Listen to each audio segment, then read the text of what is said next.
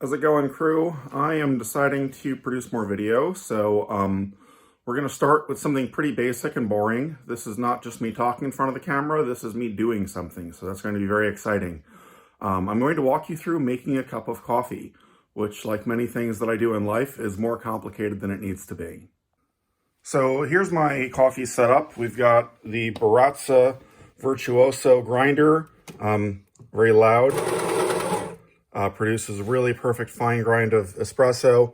Not quite fine enough for a commercial espresso machine, but I've got it set toward the finer settings, and it produces a nice, very fine powder that goes into my espresso.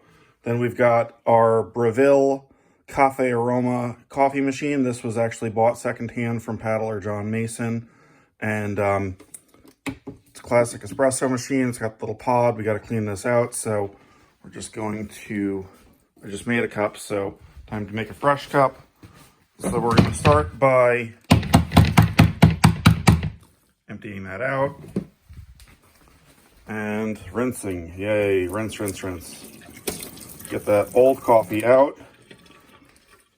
And now we're going to go over here and grind some new. So we've got a little lever on the side of the grinder. Just pop that up one notch.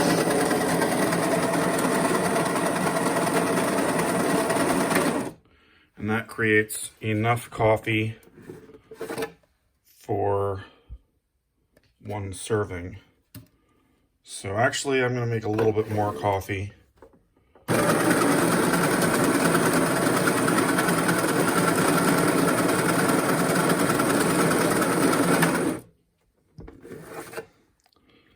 Okay, we got plenty of coffee in there. So now the challenge here is doing this one-handed while I hold the camera. This may not work. Let's see.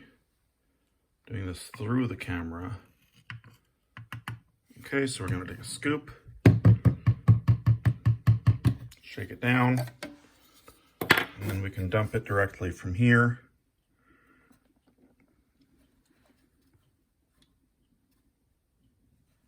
Okay, shake it down. Looks like we can take a little more. Just kind of fill in the corners a little bit here. Okay. Put that back in the grinder. And then tamp it down just like that. Nice and smooth. So the coffee maker has little indicator lights here that tell you when it has to heat. And to get it up in there, you gotta like line it up and then lock it in. So my coffee mug doesn't fit under here, it's just way too tall. So I use this little espresso tub pot that came with a former coffee maker I had. We got the heat on, the power light is on, heating light is off, which means it's all heated. We got water in here. So we just turn this toward the coffee setting. Coffee comes out.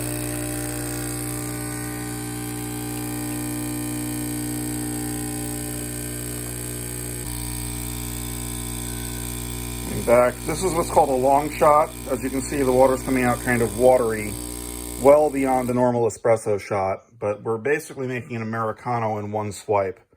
So we basically started with a double espresso. That's what that pod fills up for.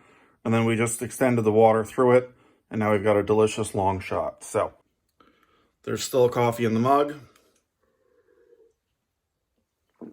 This is an artisan mug made by a potter at my college. I bought this for, I think, 20 bucks in 2008, and I've been using it ever since. I've kind of wanted a different mug, but I'm pretty happy with this for the most part. So we're getting toward the end of the process. Take the coffee, pour it into the mug.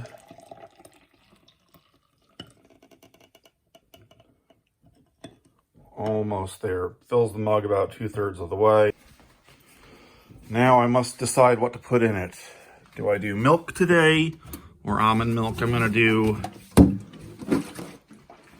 Wegmans 2% reduced fat milk. Life is all about simple pleasures, and one of my simple pleasures is the visual of the milk being poured into different places. So we're going to put milk in there. This is just kind of to get the last residue of the coffee out, and we're going to swirl that around, and you can see those colors interacting there.